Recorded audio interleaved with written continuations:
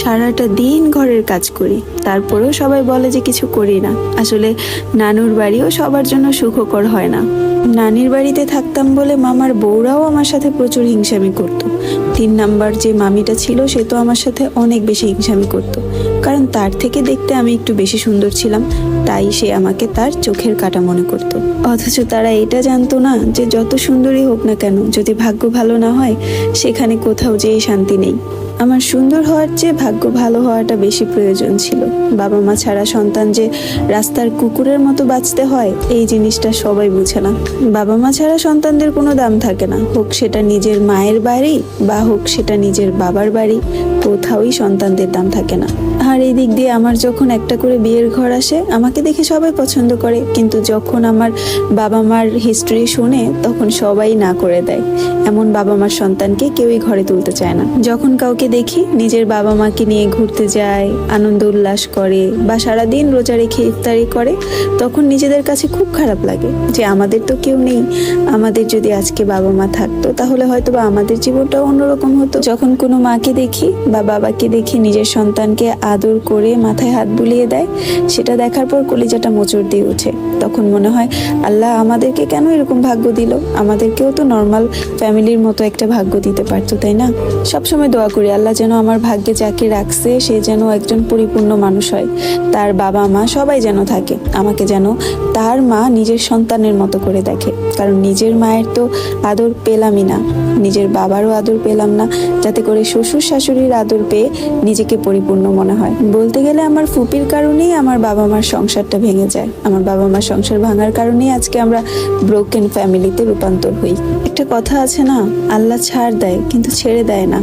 ফুপ্পি যেভাবে আমাদের জীবন নষ্ট করছে, আমার মায়ের সংসার যেভাবে নষ্ট করছে, ঠিক সেভাবেই তারও আল্লাহ 2টা মেয়ে দিছে। তারও প্রথম মেয়ের সংসার তার ননদের কারণে ভেঙে গেছে।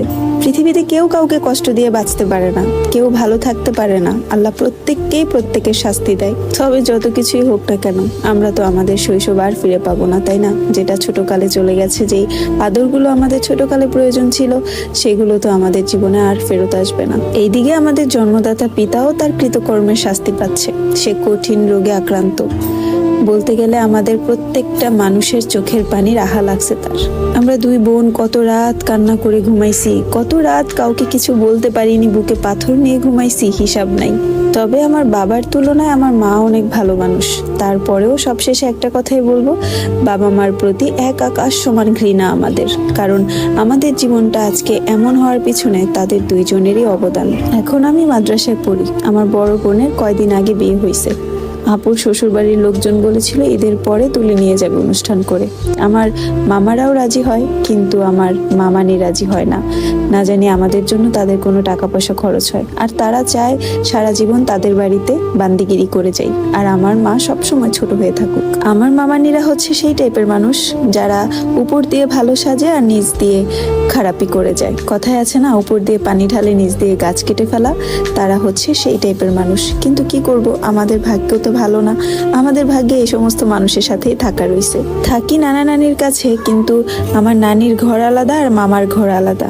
মামা বিদেশে থাকে আর মামি তার বাচ্চা কাচ্চা নিয়ে বাড়িতেই থাকে। মাঝে মধ্যে যদি কোনো কাজের একটু কমতি পড়ে, মামি এমন বাজে ব্যবহার করে, মনে হয় যেন আমি তাদের বাড়ির কাজের মেয়ে। তার নিজেরও কিন্তু একটা 12 বছরের মেয়ে আছে, অথচ ওকে দিয়ে কোনো কাজই তারা করায় না। সবকিছু আমার আর আমার বোনের আশায় রেখে দেয়। তাদের কথা হলো ফাও ফাও কেন 2 জন মানুষকে খাওয়াবে, গায়ে গতরে খাটিয়ে তারপরে টাকা উসুল করে নিবে।